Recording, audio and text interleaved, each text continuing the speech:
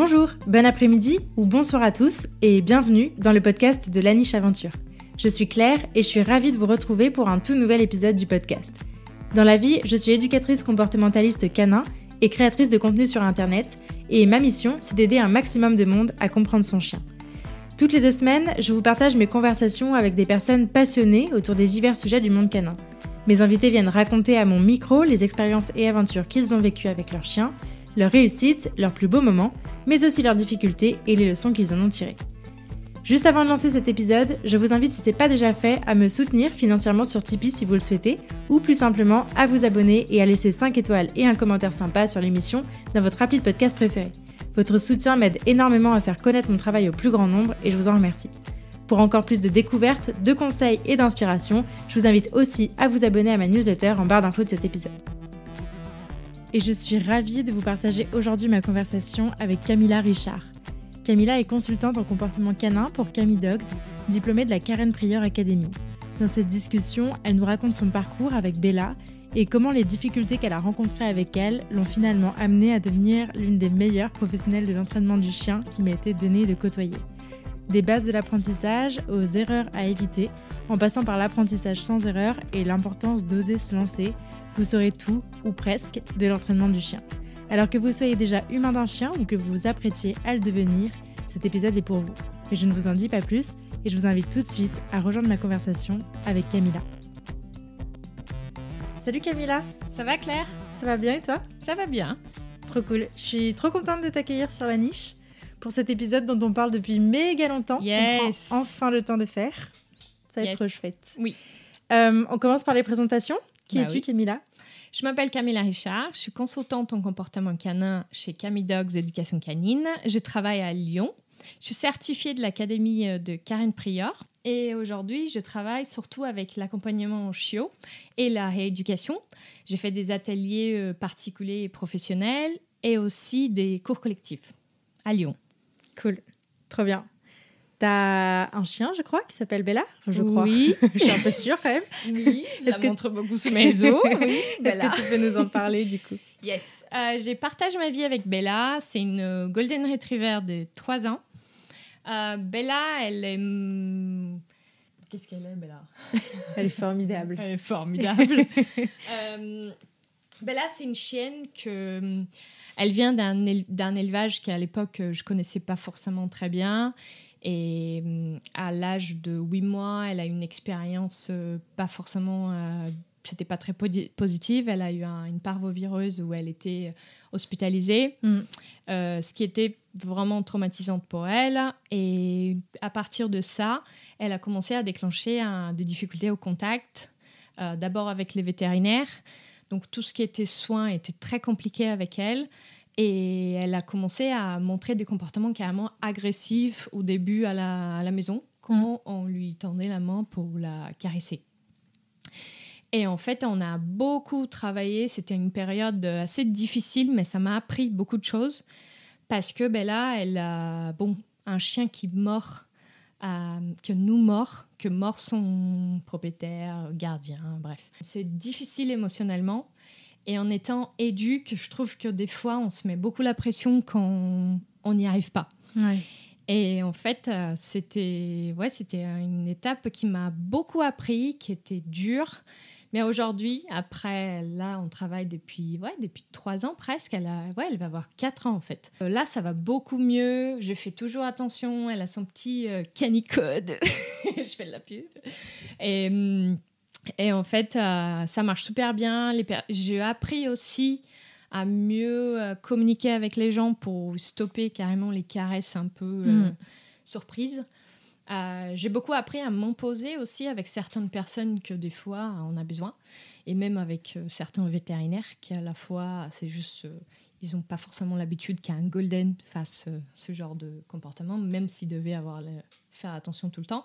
Et donc voilà, aujourd'hui ça va beaucoup mieux et je peux dire moi et elle, on a beaucoup de chance. Ouais. Oui, puis vous avez beaucoup travaillé. Enfin, on va en reparler. Ça a été un peu la base de toute ta formation aussi, Bella. Ouais, carrément. Avant de venir un peu sur ton parcours, j'ai une question que je pose à tous les invités. C'était quoi ton expérience avec les animaux avant d'avoir Bella? Est-ce que tu as toujours, et notamment avec les chiens, est-ce que tu as toujours grandi entouré de chiens? En fait, pas du tout. Je viens du Brésil. Et oui, j'ai grandi avec des chiens, avec une éducation qui était en mode on a un chien à la maison et voilà. Après, c'était une autre époque. Donc oui, j'ai grandi avec des chiens. Moi, j'ai vécu à la ferme avec ma grand-mère. Et donc, moi, j'ai enlevé les tiques des chiens de la ferme. Moi qui avais 1 milliard d'énormes tiques, je disais que je voulais être vétérinaire. Donc, toute cette petite histoire. Et en fait, quand je suis partie, j'étais partie en Australie, donc gros voyage et tout, et le chien a été mis un peu de côté. Donc c'est vraiment en arrivant en France que En fait, Bella, elle m'a beaucoup aidée à aimer la France, parce que j'ai eu beaucoup de difficultés d'adaptation. Ouais. C'est quand même très différent du Brésil et en France. La culture, elle est vraiment vachement différente. Et ça m'a beaucoup aidée d'avoir cette excuse de parler avec des inconnus, parce que j'avais du mal à faire des amis, même si, bon, au Brésil, on est très ouvert, on va discuter avec les gens. J'étais dans une culture où les gens, pas forcément, ils faisaient leur vie, et voilà. Donc là, c'était un bon prétexte pour connaître les gens et commencer à aimer ma vie en France. Okay. Donc, et comment est-ce qu'elle est arrivée dans ta vie, du coup, Bella? En fait, mon mari, il a un travail où il voyage beaucoup. Pas beaucoup, mais il fait des voyages où il part à l'étranger. Et en fait, il y avait un moment où je me sentais très seule. Et je me disais, on a une vie quand même assez stable, on pourrait avoir un chien maintenant. Et donc, j'ai décidé très vite. C'était vraiment impulsif, genre typique, mon comportement. Et j'ai trouvé un élevage qui n'était pas loin, pas vraiment top. Mais bon, à l'époque, je ne savais pas trop. Ouais. Et je voulais un chien, et voilà. Mais quand même, j'ai toujours su que bon, ça allait prendre du temps. Je savais le travail qui c'était pas aussi quand même non réfléchi. Et Alex, il n'était pas vraiment pour, mais il comprenait que j'avais besoin des compagnies, en gros. D'avoir quelque chose qui me fasse aimer plus la France. Et donc, voilà, ça s'est passé comme ça. On a trouvé l'élevage et on a pris Bella. Oui, puis en plus, tu as grandi entourée d'animaux. Donc, j'imagine que te retrouver dans une autre culture, sans animaux et un peu seule, ça a dû effectivement jouer. Ouais, carrément. Carrément. Ok. Et j'ai quand même une grande famille au Brésil. Donc, pour moi, même si j'aime bien ma solitude et ma propre compagnie, j'avais besoin d'avoir... je voulais un chien. Ouais, ok. Et du coup, professionnellement, comment ça s'est passé pour toi? Donc, tu nous as dit, petite, tu rêvais d'être vétérinaire comme plein de petites filles. Et puis après, tu as un peu voyagé. Bella est arrivée. Et qu'est-ce qui a fait déclic? Qu'est-ce que tu faisais avant? Et qu'est-ce qui a fait déclic pour devenir éducateur canin? En fait, j'ai jamais pensé à être éducateur canin parce que je trouvais que... En fait, j'avais jamais pensé à ce métier-là, qu'on puisse gagner de l'argent en faisant ce genre de travail. Pour moi, c'était genre, ok, ça marche. Mais j'avais jamais même pas pensé. Juste une question par rapport à ça. Est-ce que le métier d'éducateur canin au Brésil, c'est un truc qui existe comme en France? C'est quoi un peu le... Ça existe. Et c'est très développé d'ailleurs. Il y a beaucoup de chiens au Brésil. C'est très luxe quand même. Donc...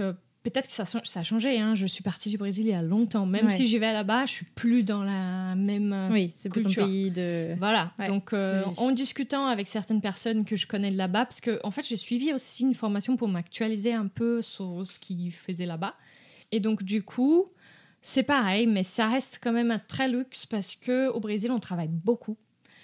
Vu qu'on a un moyen de vie qui est inférieur, les gens, ils travaillent beaucoup. Donc, le métier d'éducateur, soit tu travailles pour des clubs, choses privées, soit tu travailles carrément avec le service où je propose aussi. C'est un service où toi, tu entraînes le chien et après, tu transfères toutes les informations au propriétaire. Donc, il y a beaucoup de ça, beaucoup. Et c'est souvent des personnes qui ont de l'argent, et qui n'ont pas le temps, mais qui veulent un chien. Qui a plus ou moins toute l'éducation un peu base. Donc du coup, effectivement, c'était pas forcément un métier commun j'imagine comme en France, pas à l'époque. Il y a 10-15 ans. Je pense que c'est développé plus rapidement qu'en France, parce que je me rappelle d'être en Australie et déjà connaître beaucoup d'amis que faisaient du dog walker. Et j'imagine que ça allait un peu ensemble. Il y a beaucoup le marché du chien au Brésil, Pets, il est très, très, très développé. Genre, vraiment, hein, tu trouves des animaleries dans tous les coins et il y a plein de trucs pour chiens. Après, ça va dans les deux sens. C'est très... Il y a plein de choses, mais en même temps, ça... Des fois, c'est un peu trop too much. Mais bon, c'est développé. Hein, c'est très développé. Et par rapport à ta question sur comment je suis arrivée sur ce métier, en fait, quand j'ai pris Bella, je savais que je voulais bien faire, je savais que je connaissais rien et que je voulais être aidée dès le début. Je connaissais un peu, hein, mais c'était un peu l'histoire de l'éducation ancienne. Et en fait, j'ai discuté avec une éduque au Brésil parce que mon français à l'époque, c'était pas ouf. Et en fait, elle a dit, bon, on fait à distance et comme ça, on se prépare pour l'arrivée de Bella, on fait les premiers apprentissages. Et c'était une très bonne école d'éducation canine au Brésil. Et en fait, c'était elle, en voyant comment je me débrouillais un peu avec Bella, elle m'a dit, pourquoi tu fais pas ce métier ? Et moi, je fais, mais j'ai jamais pensé. En fait, depuis que je suis partie du Brésil, j'ai beaucoup fait de la restauration. J'étais gérante d'un resto. Après, j'étais manager d'un resto en France aussi. Et j'étais un peu perdue parce que, bon, la restauration, c'est très bien. Mais je ne me voyais pas forcément à faire ça toute ma vie. Et au Brésil, j'avais fait droit. Donc, les études de droit. Donc, d'accord, c'est assez... je ne savais pas que tu avais fait du droit. Ouais. Ça n'a rien à voir, mais bon. Moi aussi, j'ai fait ça. Mais ça me dirait plus. C'est vrai.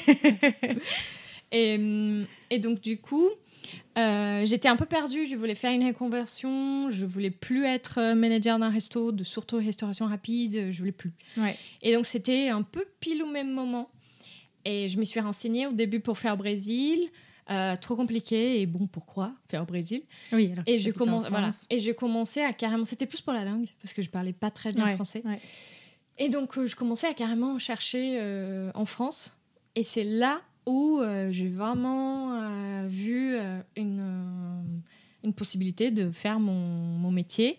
Et en fait, je suis tombée amoureuse de... J'ai quand même un style d'éducation qui n'a jamais été, on va dire, sévère et ni... Mais dans ma tête, je pensais que c'était comme ça, en fait, qu'on faisait. Qu'un chien, tu dis « Ah, tu !» Et bon, c'était pas méchant, hein, mais c'est comme tu voyais tes parents faire. Bien sûr, c'est comme...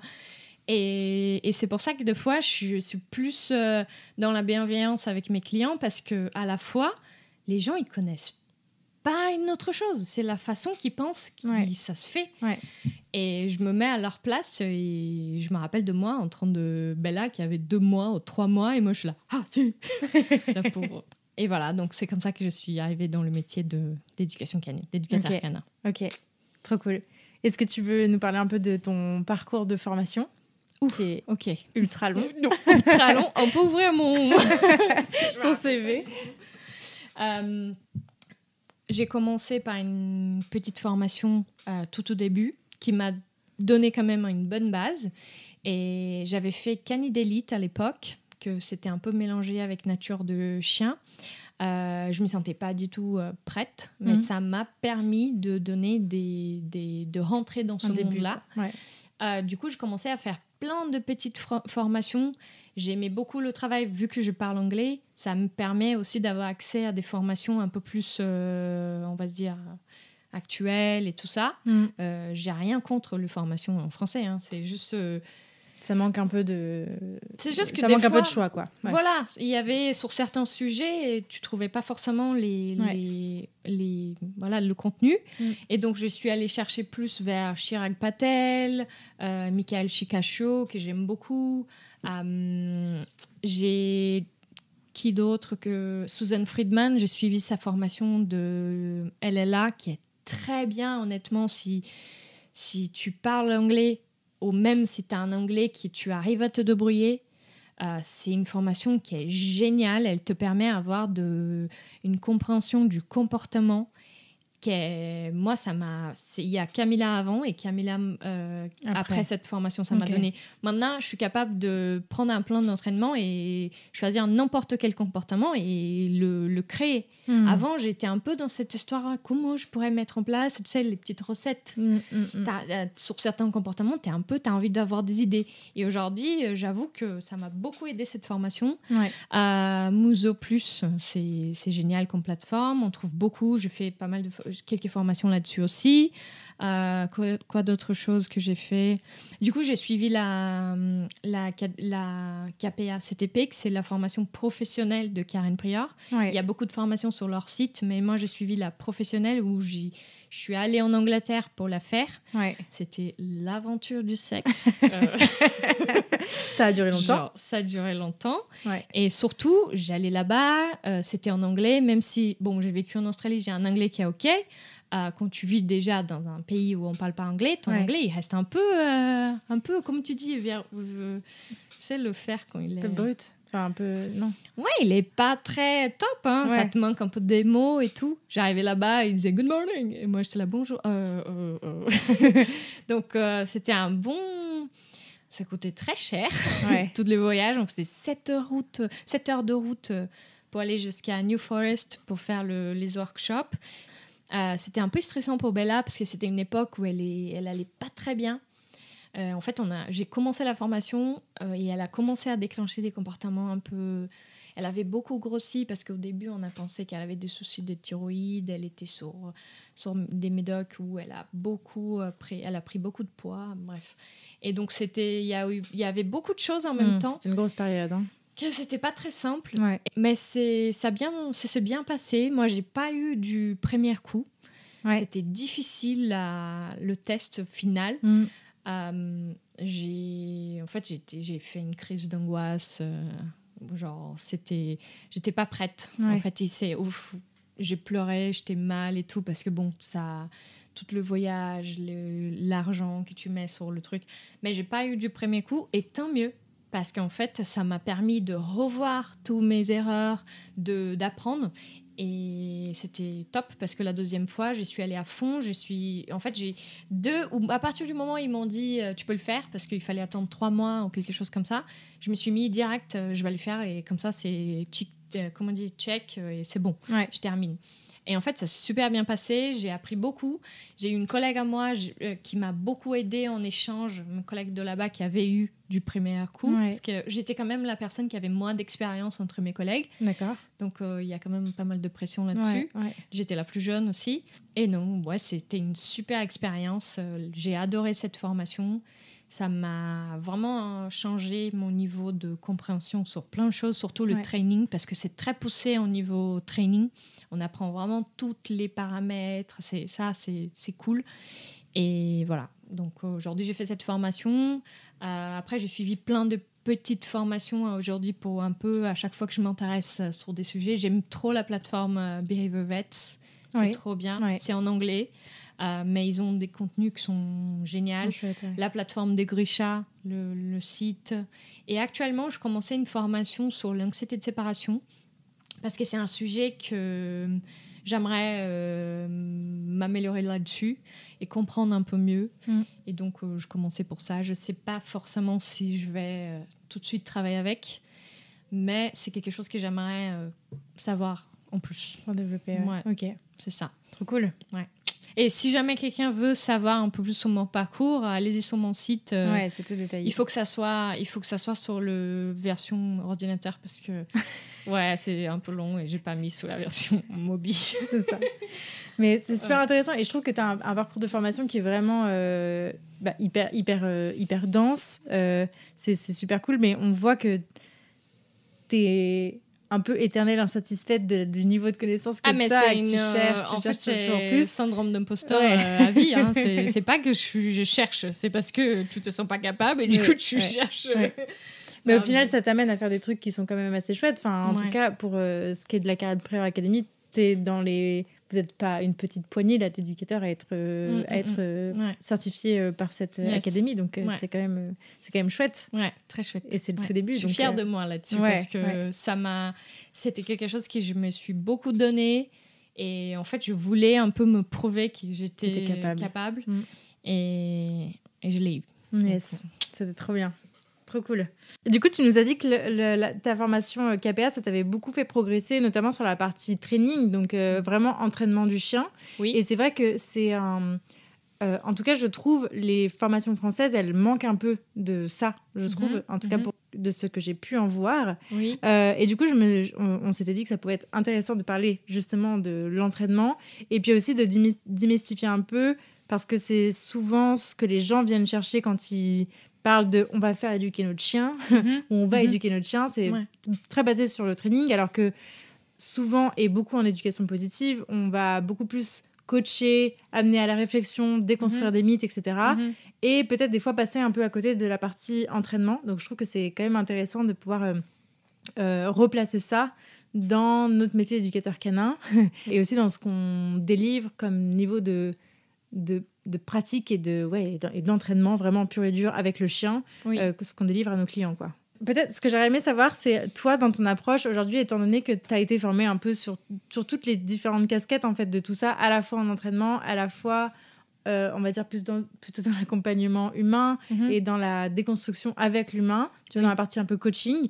C'est quoi ton approche, toi, aujourd'hui, de ton métier avec tes clients, le degré de pratique que tu proposes, le degré de coaching que tu proposes, ça se répartit comment un petit peu? C'est quoi ta vision des choses là-dessus? Je rencontre mon client là où il est, et j'enlève un peu le côté jugement de tout ce qui est, je sais pas, la personne elle utilise un collier étrangleur par exemple, ou la personne elle suit pas la même méthode, ou des choses comme ça. Et donc j'ai beaucoup appris à prendre en considération le côté humain. Parce qu'on travaille avec l'humain. Oui, on veut le bien-être du chien, mais pour arriver là, il faut passer par l'humain. Et j'ai beaucoup amélioré ma façon de traiter l'humain, le côté... et c'était ça aussi que je cherchais en faisant de la formation Tag Teach, par exemple, que c'est pour améliorer la communication justement avec l'humain. Et de simplifier. Avec la Canine Pride, j'ai appris beaucoup à décortiquer tout ce qui est apprentissage et de simplifier les choses pour les gens, de ne pas m'attendre les mêmes objectifs que moi, je vais avoir pour moi avec mon client. Et ça m'a beaucoup aidé à être moi dans cette... il faut que je transforme la vie de la personne, il faut que je la... Ça m'a enlevé aussi beaucoup de poids sur mon dos et de faire ce que la personne, elle me demande et pas juste faire tout ce que moi, je souhaite pour leur chien. Parce que c'est quand même leur vie et leur objectif. Et ma façon aujourd'hui de travailler, c'est vraiment, je vais plus montrer que c'est possible de faire différemment que arriver et juger la personne. Parce qu'aujourd'hui, je ne crois pas du tout qu'on arrive à changer la façon que quelqu'un a grandi et été éduqué juste parce que tu utilises, je sais pas, juste parce que tu dis que c'est bien en fait, parce que la personne quand tu es en face d'elle, elle va dire c'est qui toi en fait.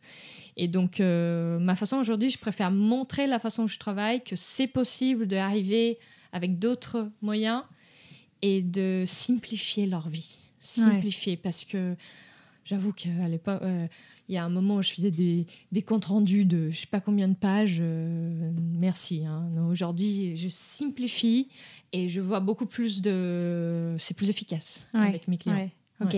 Du coup, si peut-être pour rendre plus concret de ce que je comprends et pour reformuler un peu ce que tu dis, si on t'appelle pour une problématique, je sais pas moi, mon chien aboie quand il se passe ça, tu vas pas essayer de changer la vision de la personne sur le comportement, mais tu vas plutôt te dire ok, vous en êtes là, donc il faut vous aider à faire en sorte que ce comportement apparaisse ou apparaisse autrement, n'apparaisse plus ou apparaisse autrement, et donc tu te focalises sur le comportement du chien et comment on va moduler ça avec l'humain en le rendant le plus simple possible pour qu'il soit acteur du comportement de son chien.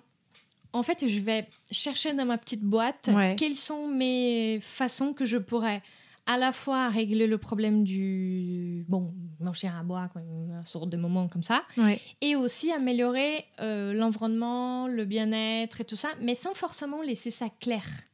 Parce que des fois, je pense qu'on va trop expliquer et pour la personne, ça parle pas forcément. Et aujourd'hui, j'aime beaucoup travailler par phase. Donc, pour arriver à la 3e phase, il faut d'abord qu'on fasse la première.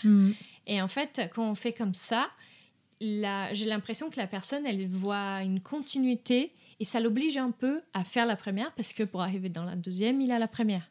Et donc, ça met moins on va dire, moins d'attente sur... moi aussi, moins d'attente sur ça met moins en difficulté la personne parce que c'est étape par étape. En fait, je prends l'humain comme si c'était un chien. C'est ça. C'est un peu... Et j'ai vu beaucoup plus d'efficacité là-dessus. Les gens s'amusent plus. Ils aiment l'accompagnement. Ils s'amusent à venir dans des séances. Et j'ai moins de personnes qui, au bout de moment, disparaissent. Tu sais, on a tous, je pense, certaines personnes qui perdent la motivation de le faire. Et voilà. Donc, c'est comme ça que j'essaie de travailler aujourd'hui. Ok. Oui, c'est faire passer l'humain en pratique assez rapidement et que ce soit eux qui fassent. Donc, ton boulot, c'est vraiment de leur indiquer comment apprendre à leur chien, quoi. Après, ça dépend beaucoup de la situation. Sur certains moments, je vais me montrer beaucoup parce que, c'est juste plus simple des fois quand tu montres. Mais la base, vraiment, c'est vraiment, je vais essayer de trouver une façon où je vais arriver à un objectif pour l'environnement, bien-être, choix et tout ça pour le chien, et que ça soit simple pour l'humain. Que ça soit intégré dans son quotidien. Voilà, que ça soit intégré dans son quotidien. Si aller à la boulangerie avec son chien, ça le fait sortir son chien, très bien, va à la boulangerie avec son chien. Parce qu'à ce moment-là, tu intègres ton chien dans ta routine. Je sais que ça fait partie de ton plaisir aussi de faire ça. Et ton chien, il a une balade. Donc, c'est un peu... On essaie de faire plaisir les deux, l'équipe. Entre les besoins du chien et les plaisirs de l'humain. C'est ça. Ok. Trop cool. Du coup, toujours sur la partie entraînement, toi, notamment sur Instagram, on te voit beaucoup travailler avec Bella, faire plein de trucs. Surtout pour ta formation, tu avais beaucoup de comportements à lui apprendre, etc. Donc, on t'a vu beaucoup travailler avec elle. Et aujourd'hui, souvent, moi, c'est souvent mon cas d'avoir des clients qui sont en demande en fait, de ça, de dire mais qu'est-ce que je pourrais faire avec mon chien Est-ce que tu aurais des conseils là-dessus, des choses à apporter Est-ce que c'est super bien de faire travailler son chien Est-ce qu'il faut le faire Est-ce qu'il faut le faire beaucoup tous les jours, pas trop? Est-ce que c'est important, pas important? Comment tu vois les choses là-dessus?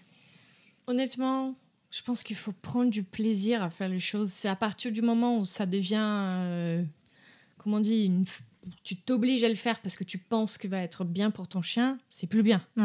Parce que commence par déjà faire des activités ensemble qui vous faites plaisir, tester des choses.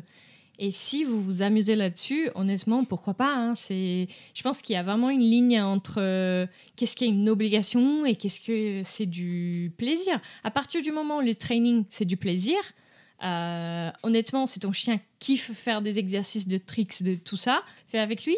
Moi, j'adore faire des petits exos avec Bella. Mais je sais qu'elle adore son canapé. Donc, j'essaie de faire un peu... À la fois, c'est un peu pour moi aussi de m'entraîner sur certaines choses. Mais si je vois qu'elle est en mode non, je ne vais pas, je pense qu'il faut juste tester des choses. Et si ça fonctionne bien pour le duo, faites-le. Carrément. Trop cool. Et dans les entraînements, à quoi? Parce que c'est souvent une question qui revient beaucoup. Mais qu'est-ce qu'on fait en fait? Qu'est-ce qu'on peut faire? C'est vrai qu'il y a différentes façons de faire. Toi, par exemple, je sais que tu as vachement appris à Bella à participer aux tâches du quotidien, genre ramener des trucs, etc. Je trouve ça trop cool. Est-ce que tu peux nous en parler un peu? Oui. Moi, j'aime bien unir le côté... la race avec ce qui elle était sélectionnée pour le faire et les choses que ça pourrait être marrant d'entraîner. Pour Bella, c'est un retriever, donc j'adore faire tout ce qui est rapport et elle adore aussi. Je vois qu'elle kiffe. Ça dépend si c'est lourd. Si c'est lourd, elle dit non, je veux pas. Genre, mes courses, non merci. Donc, tout ce qui est jeu de rapport, j'adore faire. Sinon, honnêtement, si tu fais des... Même, moi, je suis pas contre si pour la personne, elle s'amuse à faire des assis couchés. Je sais qu'il y a maintenant, il y a le assis. Honnêtement, pour certaines personnes, un assis, c'est un comportement qui peut carrément aider dans la vie quotidienne et éviter que son chien il saute sur tout le monde. Donc moi, je suis pas quelqu'un qui va créer des ça je fais plus parce qu'avant on faisait ça et aujourd'hui c'est pas bien. Non, je pense qu'il faut relativiser un peu les choses et voir par rapport à la famille qu'est-ce que ça les convient. Voilà. Mais des petits jeux que je pourrais conseiller, honnêtement, tout ce qui est lié en nature, c'est trop bien. Moi, j'aimerais tester tout ce qui est nosework avec Bella. Je sais qu'elle kiffe, mais j'ai jamais pris le temps de trop investir là-dessus. Mais jeux de rapport, j'adore. Parce que en fait, ça amuse tout le monde. Ça amuse l'humain et ça amuse genre ma chienne qui amène mes boîtes de médicaments quand ça sonne mon alarme. C'est trop cool. Et ça fait un côté, tu vois, t'es en mode... Ouais, c'est un peu classe. Ouais, ça fait classe. Elle fait plus, hein. Elle le fait plus parce qu'on n'a pas trop insisté là-dessus. Mais c'est sympa. Et d'ailleurs, c'est un atelier que j'ai envie de proposer à Lyon. C'est un atelier rapport et d'apprendre les gens à comment développer ce comportement parce que c'est pas très simple de faire apprendre le chien à prendre et pas lâcher, garder en bouche. Donc, à part si c'est de la nourriture. Mais de garder un objet carrément, c'est pas simple. Moi, j'ai galéré un peu aussi. Et non, mais tout ce qui est jeu de rapport, moi, j'adore. Trop cool. Et tu le disais, c'est hyper cool parce que du coup, ça fait vraiment le lien entre et je trouve que c'est ça finalement qui est hyper intéressant dans la partie entraînement ou en tout cas activité qu'on fait avec son chien. Qu'est-ce qu'on fait comme activité avec son chien? Ça force aussi à se demander pourquoi est-ce qu'il est fait notre chien en fait, quelle est son utilité entre guillemets de départ par rapport à sa race, à sa génétique. Et je trouve que ça aide aussi l'humain à comprendre ce pourquoi il fait notre chien et qu'est-ce qui le motive, etc. Et voilà. Moi, ça n'a rien à voir. Charlie, lui, son truc, c'est les tricks. Donc, on a fait beaucoup de tricks. Il adore ça. Vraiment, il est super partant et il va vite te proposer des trucs. Il te montre un peu ce qu'il sait faire et tout. C'est bien. il aime trop. Là où Siobhan, aucun intérêt. Tu vois, c'est à peine s'asseoir. On n'a pas poussé jusque-là. C'est ça. Mais je trouve ça vraiment chouette d'aller vraiment questionner ok, c'est quoi qui motive vraiment ton chien? Qu'est-ce qui te fait plaisir de travailler et de trouver une activité comme ça ensemble. N'hésitez pas à en parler à vos éducateurs. Bah oui. D'aller explorer un peu les différentes disciplines, les différentes pratiques qu'on peut faire. Même les jeux. Des trucs très simples, en fait. Les jeux. À la fois, on est un peu bloqué dans cette histoire d'avoir toujours des récompenses.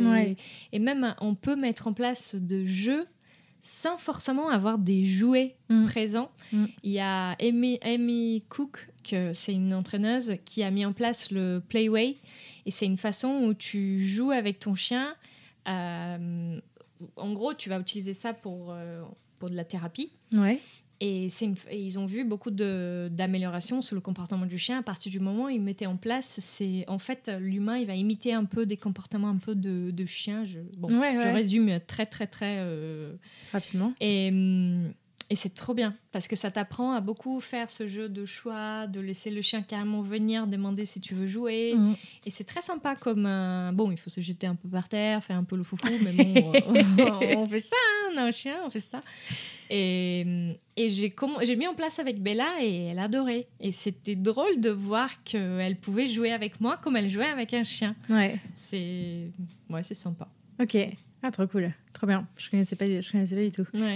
Il y a un truc cool aussi quand on commence à faire des activités avec son chien, que ça soit des trucs très simples comme les tricks à la maison, s'entraîner, je sais pas moi, au medical training ou à faire des activités un peu plus poussées comme toi, les jeux de rapport, du main trailing, des nosework, etc.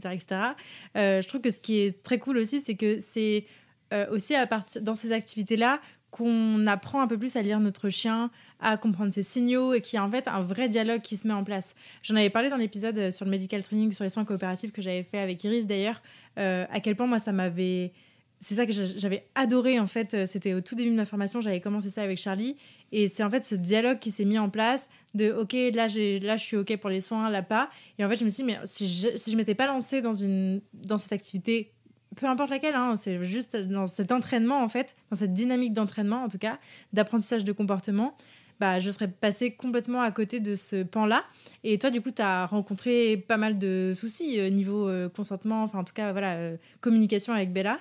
Et j'imagine que c'est ça aussi qui t'a un peu motivée. C'était quoi un peu ton parcours là-dessus ? En fait, ça, le fait que, là, elle est arrivée jusqu'à la morsure par rapport au contact, et c'était carrément lié aux soins, ça m'a beaucoup forcée à l'observer, en fait, parce que il y avait quand même une question de... elle allait me mordre, donc ça m'a forcée à me renseigner beaucoup là-dessus. Et j'ai fait plusieurs formations sur le langage corporel, et aussi, moi, je m'entraînais à la filmer pendant...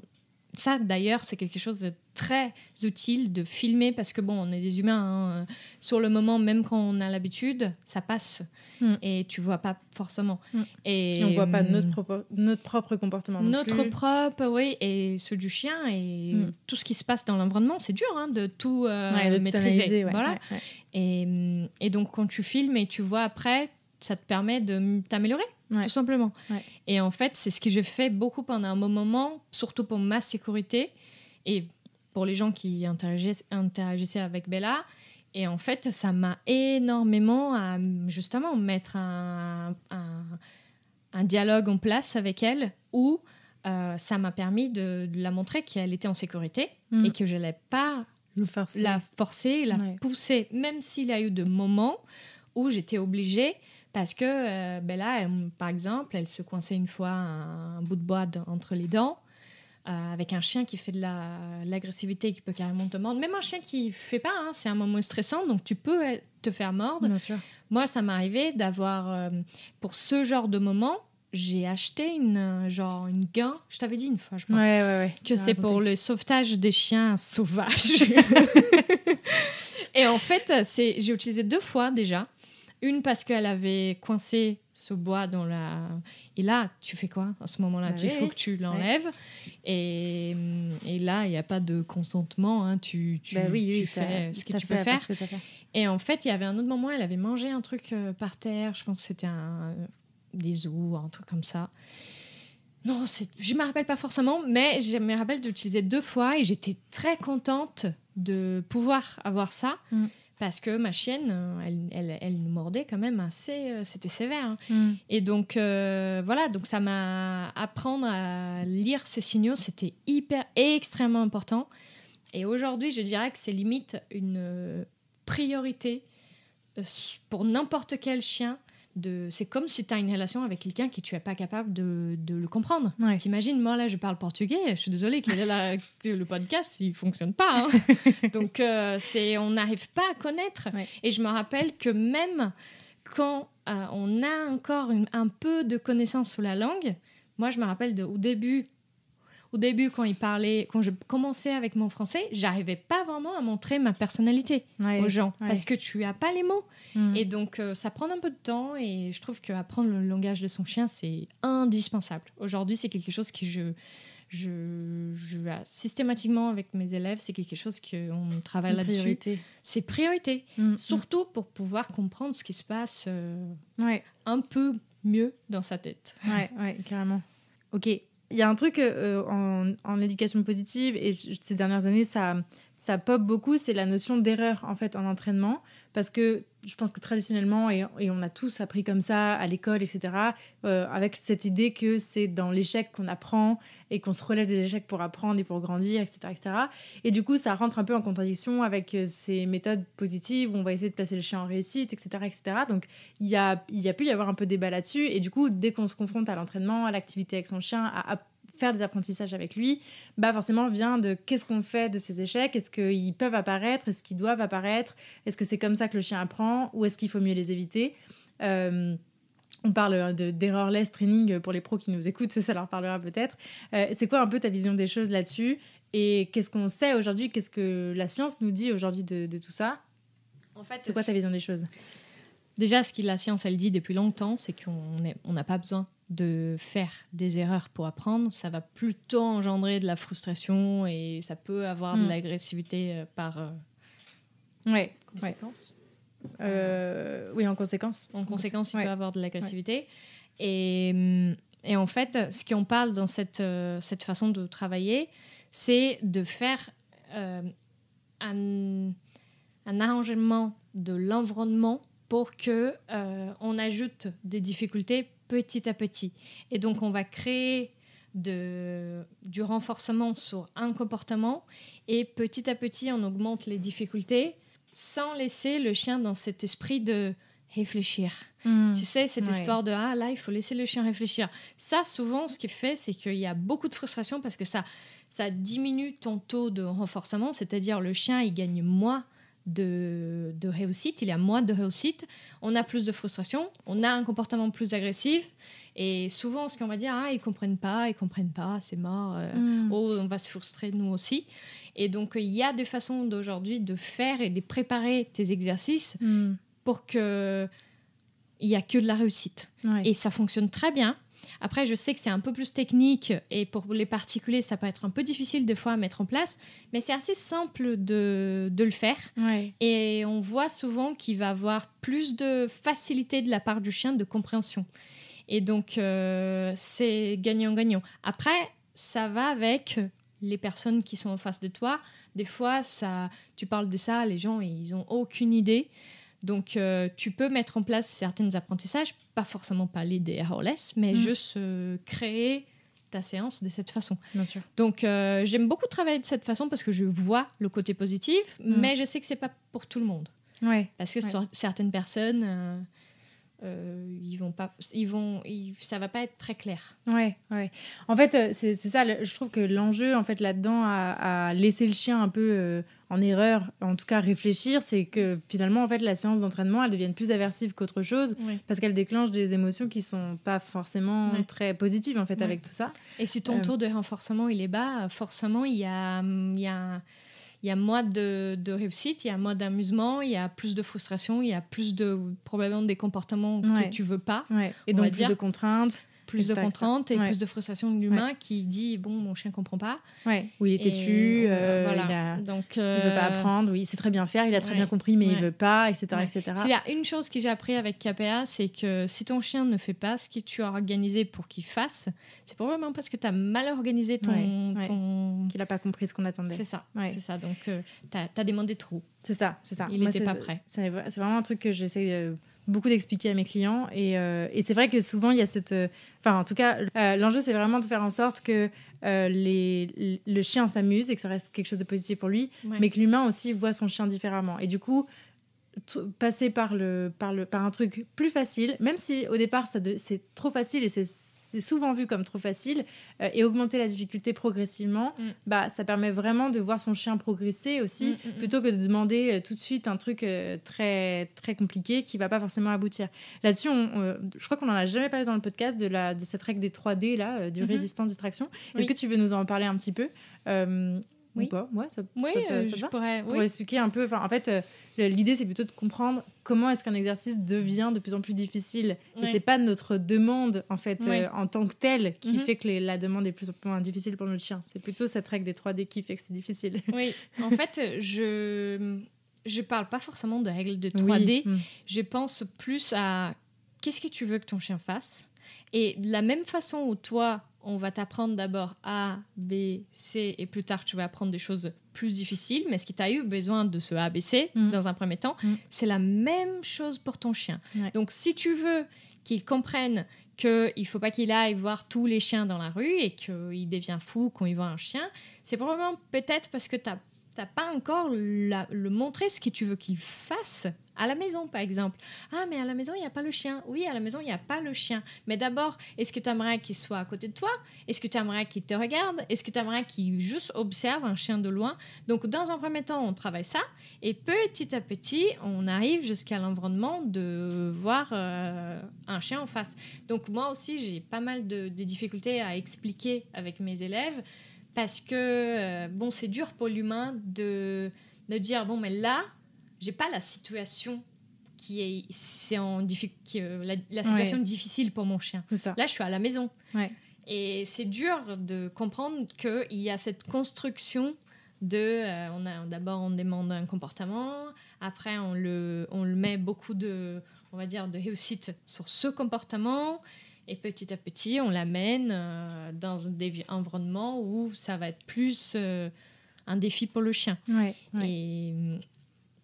En fait, c'est la solidité du comportement à la base du premier apprentissage qui va parler. Tu avais fait une vidéo il n'y a pas très longtemps sur le merci pour apprendre aux chiens à lâcher les choses. Et j'ai trouvé que c'était super chouette parce que ça montrait vraiment ce côté... en fait, là, il n'y a pas de raison. Et je crois que tu dis au moins 150 fois merci sur les 30 secondes de vidéo. Mais elle est super, cette vidéo, parce que vraiment, ça montre à quel point... c'est ça en fait qu'on attend, et quand on vous dit commencer par vraiment le truc le plus basique tout au départ, ça semble facile parce que le chien y arrive 1 fois, 2 fois, 3 fois, mais on pense pas à le systématiser et à faire en sorte que ce mot ou cette demande avec ce comportement, ça soit systématique et ça soit très très très très très répété. Donc si vous n'avez pas vu cette vidéo, allez la voir, et de manière générale, allez consommer tout le contenu que crée Camilla, parce que c'est vraiment très, très, très, très chouette, très inspirant. Merci. Mais donc voilà, donc ouais, c'est cette notion de trop facile qui est très souvent très présente, et moi je l'ai vu aussi pas mal sur l'Académie des chiots, dans les cours collectifs. Tu vois, ce truc de presque refuser de faire un exercice parce que c'est bon, c'est trop facile, mon chien y arrive. Sauf qu'en fait voilà, on peut vraiment vite le faire. Il a une construction. Avant de demander ton chien de répondre à son rappel en face d'un autre chien, il faut déjà que tu arrives à avoir son attention, qu'il te regarde au moins. C'est ça. Et on se rend pas compte que c'est important de décortiquer les choses et de moins demander d'avoir beaucoup de réussite pour passer à la prochaine étape. Mais en fait, c'est intéressant parce que ça dit aussi vraiment ça parle aussi de la vision que l'humain a sur son chien, en fait, au moment où il fait l'exercice, avec ce truc de mon chien il est un peu plus intelligent, ou il comprend vite, et donc on n'a pas besoin de passer par ces étapes faciles, etc. Alors qu'en vérité, un chien, peu importe sa race, son âge, etc., il a besoin d'être accompagné dans son apprentissage et qu'on lui montre les choses, quoi. Et je pense qu'il y a beaucoup d'attentes que des fois tu crées, et en fait ça dépend, quand le chien est en face de toi, ça dépend de comment les choses vont se passer. Et en fait il y a aussi le côté des pressions un peu sociales, genre je vois sur les cours collectifs des fois c'est un peu parce que t'as les gens autour, donc c'est pas très simple sur certains moments. Mais voilà, c'est important de commencer par ce qui est simple dans un premier temps. Moi je dis toujours d'abord à la maison, et petit à petit on passe les étapes et créer quelque chose de progressif, et c'est pas parce que ça marche aujourd'hui que si tu arrêtes. Moi je sais très bien que le merci, que j'ai fait la vidéo, si je continue pas, ça fonctionne pas, Bien sûr. Et ça va dépendre tellement de l'état de ton chien en fait sur le moment, et la motivation à laquelle ton merci il était aussi travaillé pour le merci, c'est pour le lâcher. Et donc ça va dépendre. Je pense que des fois on est un peu trop carré, et c'est très nuancé, tout ce qui est entraînement, tout ce qui est réussite aussi. Donc ton chien il peut très bien faire les choses et juste un jour mal dormir et juste pas envie de t'écouter. C'est ça. Et puis il y a ce truc d'entretien aussi où je pense qu'il y a, en tout cas dans la tête des gens, et moi je le vois vraiment chez mes clients, à partir du moment où un truc a été vu et a été réussi 2-3 fois, c'est bon, c'est acquis pour toujours, quoi. Alors que non. C'est un peu l'histoire du mon chien il me suit partout, mais il a 3 mois, mais attends un petit peu, et ça va tout partir en cacahuète. Donc il faut pas prendre les choses trop c'est une construction, honnêtement, c'est une construction, et si on arrête de le faire, forcément on perd un peu en réussite. Et c'est normal. Et ça sur tous les plans, surtout n'importe quel comportement, n'importe quel... Tout ce qu'on fait, tu arrêtes de faire... Ok, à part du vélo... Ok, le vélo, ça marche. Le vélo, ça marche. Mais bon, t'as beaucoup fait quand t'étais petit, quand même. Il y a eu beaucoup de... c'est ça. Ok. Pour continuer un peu sur ce truc d'erreur, etc., j'avais envie de parler du fait d'oser... En tout cas, je sais que moi, c'est un truc que j'ai beaucoup rencontré quand j'ai appris ou j'ai cerné un peu la théorie, tu vois, de ok, comment est-ce que j'allais pouvoir entraîner mon chien, etc., etc. En fait, de pas trop me faire confiance tout de suite, et du coup, dans le doute, je fais pas, tu vois. J'ai tellement peur de faire des erreurs, j'ai tellement peur de mal faire, voilà, que finalement, je fais pas. Alors que, et ça, ma dernière formation sur le chiot, où on avait des vidéos à faire, ça m'a beaucoup aidé en fait à sortir de ma zone de confort, et à me dire ok, tant pis, je teste, et puis juste je m'adapterai, et tu vois, je sortirai de ce truc. Je pense que c'est un truc que beaucoup de gens rencontrent en fait, ce truc de se dire oh là là, mais en fait il y a tellement de paramètres à prendre en compte, j'ai tellement peur de le louper que je fais pas et je reste un peu dans ma zone de confort. Je fais de la gestion, etc. Mais je passe pas en mode action, tu vois. Oui. Est-ce que c'est un truc qui t'est arrivé aussi ? Oui. Est-ce que c'est un truc que tu rencontres ? En fait, le monde de la gestion, Ouais. surtout quand on a un chien qui fait de l'agressivité, par exemple, Ouais. envers les humains, dans le cas de Bella, c'est très confortable de faire de la gestion. Ouais. De passer sa vie à faire de la gestion parce que bon, tu évites de passer ce côté difficile de mettre en situation. D'inconfort et tout ça. Éviter l'inconfort à tout prix. Et en fait, ce qui m'a forcé un peu à franchir un peu le cap, c'était les voyages en Angleterre. Ouais. Parce qu'en fait, il y avait beaucoup plus de gens l'endroit où j'étais pour la formation. Et les gens, vu qu'il y avait plus de chiens, j'avais l'impression qu'ils allaient plus facilement envers Bella. Plus qu'en France, j'ai trouvé. Et en fait, ça m'a obligée à mettre un signal, comme si le signal pour venir vers moi, c'était la personne qui s'approche. Okay. Et c'était dur pour moi parce que je disais, bon, il y a quand même un risque. Donc, c'est... Ouais, il faut le tenter, quoi. Mais vu que j'étais obligée à aller là-bas pour faire cette partie de pratique, à chaque fois, en fait, je suis allée je sais pas, 5 ou 6 fois.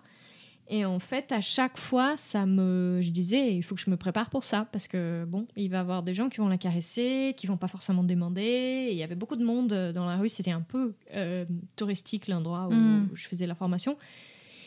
Et bon, un Golden, c'est un chien que les gens, ils approchent très facilement. Et ça, c'était difficile pour Bella. Et en fait, du départ, j'étais en mode, OK, je la désensibilise pas du tout. Je la fais éviter. Et en fait, j'ai vu que pour la vie quotidienne, il fallait que je passe ce cap de ici quelqu'un la caresse. Qu'est-ce qui se passe Donc, ça m'a permis vraiment de pousser un peu plus les choses, faire confiance au travail. Et à la fois, il y a eu quand même de petits échecs. Il n'y a jamais eu de morsure.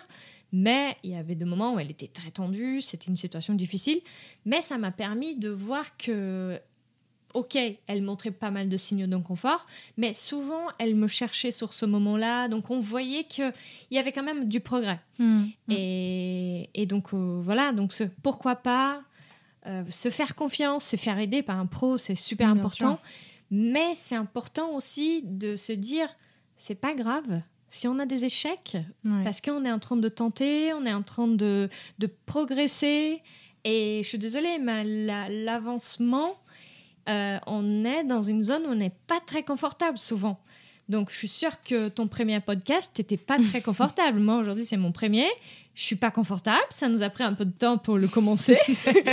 Mais tu sais que ça te permet de découvrir des choses, d'apprendre et de faire des améliorations là-dessus. Donc, je pense que le monde de la gestion, il est très bien. Mais je pense que des fois, on loupe de pousser un petit peu et franchir le cap et voir qu'on peut très bien c'est ça. avancer. Et bon, après, c'est l'envie des gens. Des fois, tu n'as juste pas envie et tu es très bien là où tu es.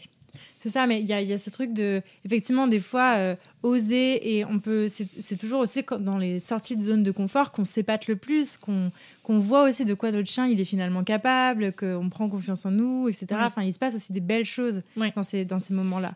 Et des fois, ça vaut le coup de le tenter, quoi. Ouais. Et je pense que dans le monde de notre métier, il y a beaucoup de pression, surtout entre pros. Zéro déclenchement. Ah non, ton chien il frustre, signaux d'apaisement. Et en fait, les choses sont beaucoup prises à cœur. Et en fait, ça se passe pas comme ça. Le progrès, même quand tu es un très bon professionnel, pour que tu puisses mettre en place les choses, et tu vas tester certaines choses qui vont être un échec et que probablement ça va pas être montré parce qu'on montre souvent le résultat final. Mais le progrès, il est comme ça. Ça fait partie de l'apprentissage, elle est comme ça. Et donc, je vois dans le métier d'éducateur canin aujourd'hui, surtout le côté bienveillant, il y a une pression entre professionnels qui des fois est anxiogène, énormément, que t'es bloques et genre les réseaux par exemple et ça bloque des gens qui peuvent être des très bons professionnels à vraiment se pousser à faire des choses différentes parce qu'il y a toutes ces petites règles. Moi, j'ai eu quelqu'un qui a commenté sur un vidéo à moi que Bella fait des signaux d'apaisement. Ça m'a un peu...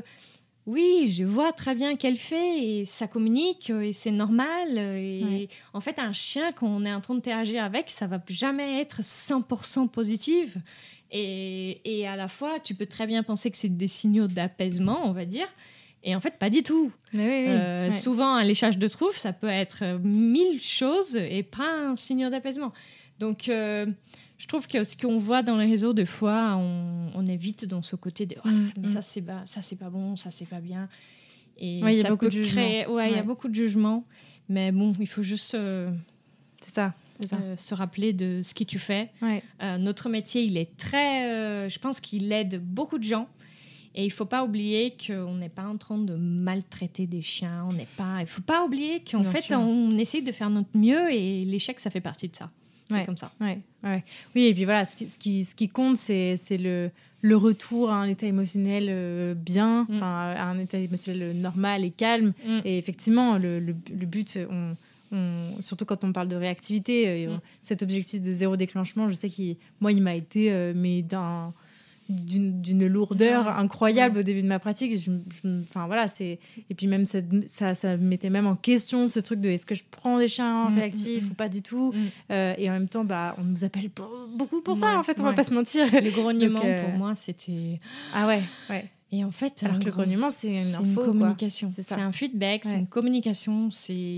Je me rappelle que, quand Bella, elle me grognait, à chaque fois qu'on faisait des exercices et tout ça, j'étais là, quel échec. Je me prenais hyper dur. Et en fait, je me rappelle, moi, j'avais une pro qui m'a aidée au début, justement, parce que le côté émotionnel de travailler avec son chien, c'est dur. J'ai eu une personne qui m'a dit, t'es incapable de travailler avec ton chien et t'es professionnel. Et ça fait mal. Ça fait très mal parce que c'est quelque chose que... C'est dur quand tu fais ça. Mais heureusement, j'ai toujours su que c'est très bien de faire ce qu'on fait et de chercher de l'aide parce qu'on se connaît et on sait très bien ce qu'on est, nos limites. Et donc, à l'époque, je cherchais quelqu'un pour m'aider avec Bella et elle me disait, Camilla, c'est de la communication. Tant mieux qu'elle te grogne. Et à l'époque, on avait moins d'infos.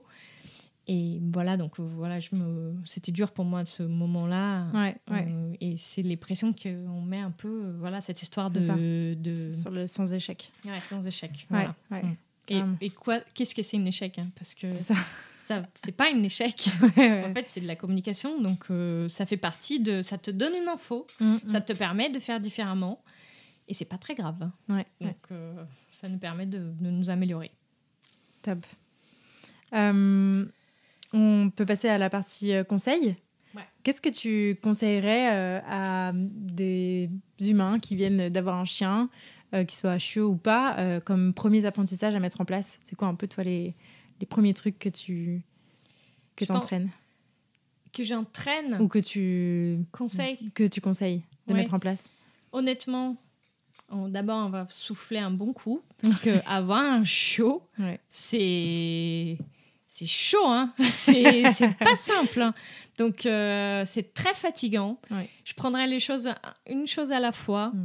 Un bon professionnel à côté de toi que prend aussi en considération la fatigue que tu vas avoir. C'est sortir ton chien à chaque 2 heures, c'est dur. Et même, des fois, j'ai dit, écoute, si c'est pas grave pour toi que ton chien prend un peu plus de temps pour apprendre la propreté. Moi, je sais très bien que je voulais pas me réveiller au milieu de la nuit.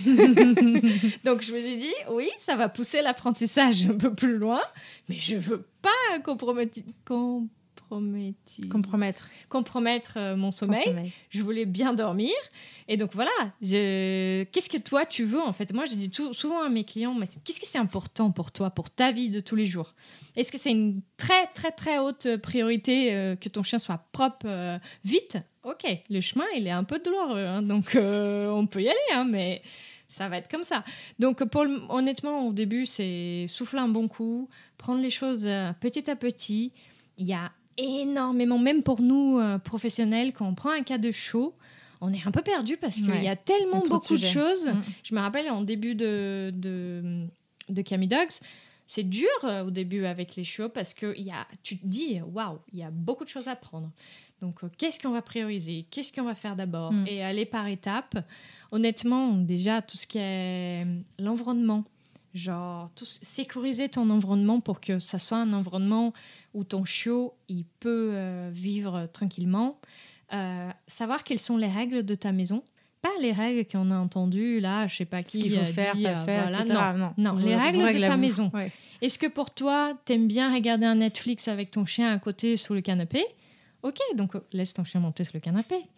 Il y a des fois, les clients, ils me disent « Ah, mais il monte sur le canapé, c'est pas bien et tout. » Je dis « Écoute, tu aimes bien regarder un film avec ton chien à côté ?» Oui, j'aime bien. Ah bah voilà, donc honnêtement, on n'interdit pas le canapé. Après, je comprends, il y a des très beaux canapés et tout. Tu peux mettre un plaid. Bon, moi, je suis un peu lâche-prise sur tout ce qui est saleté. J'ai un golden quand même, donc si tu fais pas ça, tu paniques. Tu brilles. Ouais, c'est ça. Donc, non, honnêtement, on se concentrait plus sur le côté émotionnel, tout ce qui est rencontre. En fait, honnêtement, moi, j'ai travaillé avec Bella comme si elle était réactive à tout quand elle était petite. Et je trouve que quand tu fais ça, sans faire exprès, tu fais un super bon travail de prévention. Voilà, de prévention, exactement. Ouais. En fait, je faisais la socialisation, pour moi, c'était la priorité, parce qu'on parlait beaucoup au Brésil. Pour le moment, je n'entendais pas forcément, je n'étais pas dans le côté éducation canine en France. Et au Brésil, on parlait beaucoup de ça. Et c'est là où je me suis mis direct. Donc, vraiment, c'était comme si Bella, elle était réactive à tout. Les poubelles, les motos, les bruits et tout ça. Et en fait, je mettais en place ça. Et ça m'a beaucoup aidée. De plus me concentrer. Je pense que Bella, elle a appris à s'asseoir assez tard. Parce que, bon, pour s'amuser, mais c'était pas une priorité pour moi. La priorité, c'était, rappel et tout ça. Tout ce qui est... Surtout le côté sécurité. C'est ça. La partie sécurisant et le côté sympa pour nous. Donc, pouvoir marcher avec son chien un peu... genre qu'elle te arrache pas le bras. Et mais se concentrer plus sur le côté émotionnel parce qu'au long terme, c'est ce qui va vraiment être le plus payant, on va dire. Les apprentissages assis, couchés, ce genre de choses, tu fais ça quand tu veux.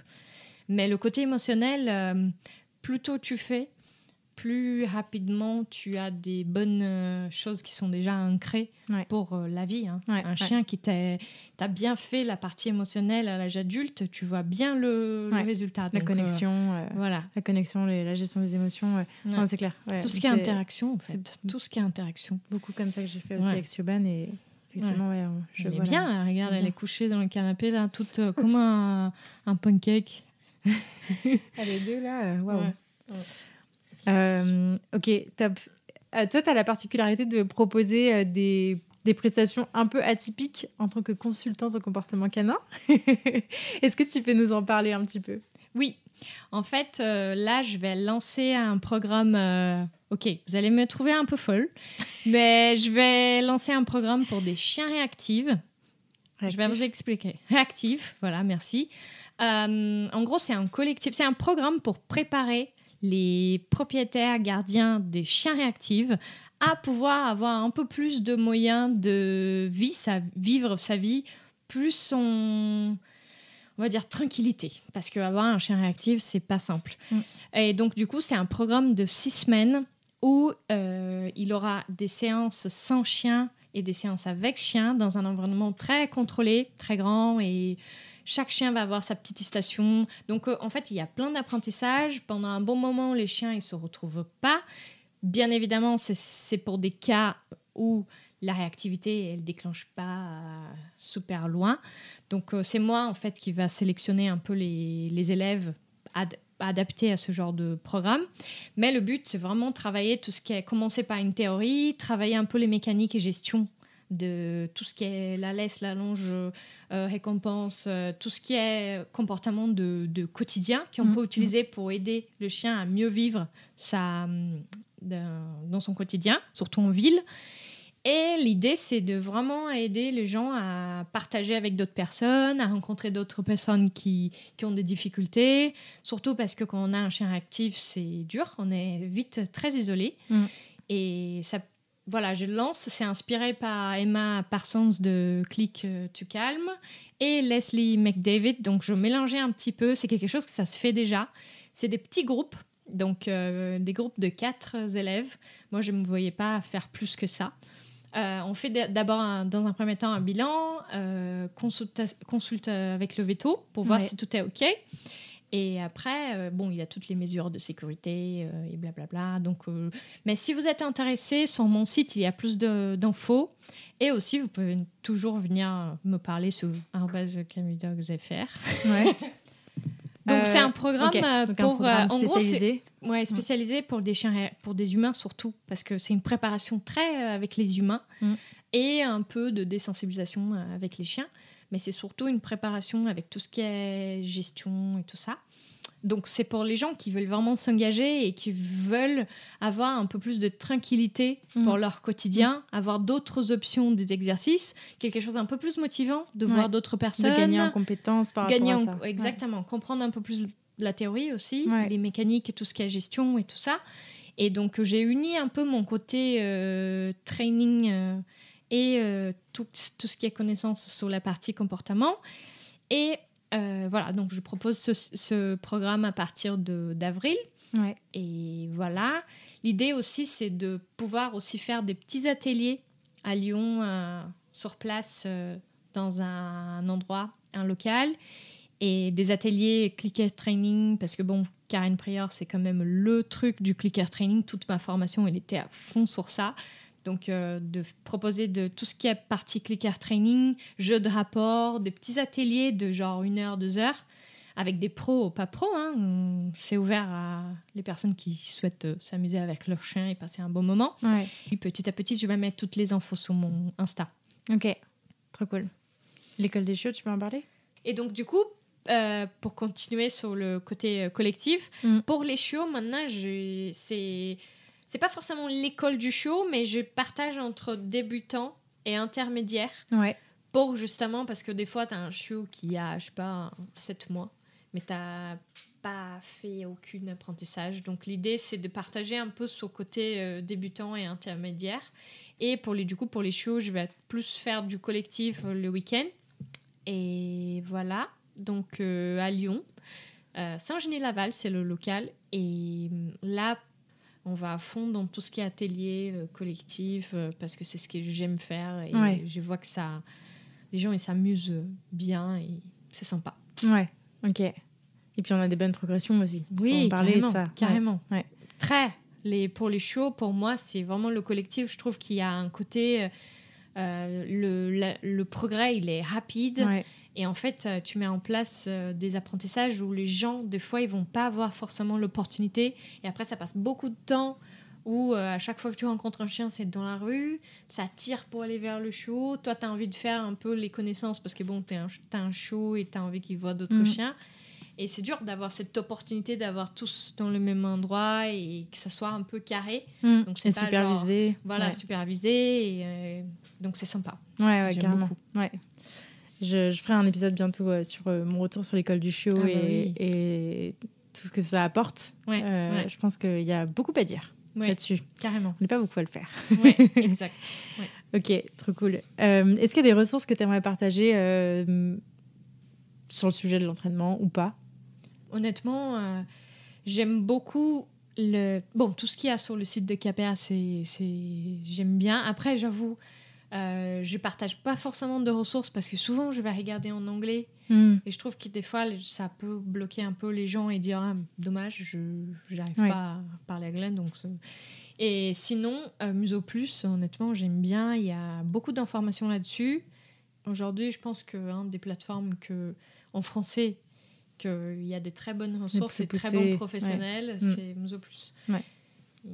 Ok, top. Qu'est-ce que tu aimerais entendre au micro de la niche aventure ? Qu'est-ce que j'aimerais entendre ? À qui tu passerais le micro ? Je passerai le micro à Lola Comportement. J'aime beaucoup son contenu. J'aime beaucoup sa façon de travailler. Et je pense c'est quelqu'un qui pourrait apporter beaucoup à ton podcast aussi, parce que ça serait intéressant de l'écouter. Ok, trop bien. Je note. Trop cool. Bon, bah super. Et du coup, pour finir, où est-ce qu'on peut rediriger les auditeurs qui souhaiteraient découvrir ton travail, peut-être te découvrir, te suivre, etc. Sur Insta, CamiDogsFR, et sur mon site. J'utilise pas trop Facebook, j'avoue, je le laisse un peu abandonné. Ouais. Mais Insta, honnêtement, c'est ce que j'utilise le plus. Des fois trop. Mais bon, j'aime bien. Et bon, voilà. Et ouais, sur Insta, vous pouvez me trouver facilement CamiDogsFR, et sur mon site internet camidogs.fr. Ok, trop cool. Bon, c'était un plaisir. Top. Bah ouais, c'était trop bien. Ouais. Et si tu veux une autre fois, je peux revenir. Hein, t'inquiète. Maintenant, j'ai bien aimé. Hein. Tu maîtrises, c'est bon. Je maîtrise. Trop cool. Ouais, grand plaisir. On trouvera ça. Très bien. Merci Claire. Trop cool. Merci beaucoup Camilla. À bientôt. À bientôt. Merci beaucoup de vous être rejoint à ma conversation avec Camilla et de l'avoir écouté jusqu'au bout. J'espère que ce nouvel épisode vous a plu, et si c'est le cas, je vous invite à en parler autour de vous et à le partager sur les réseaux sociaux en nous taguant @CamiDogsFR et @LaNicheAventure.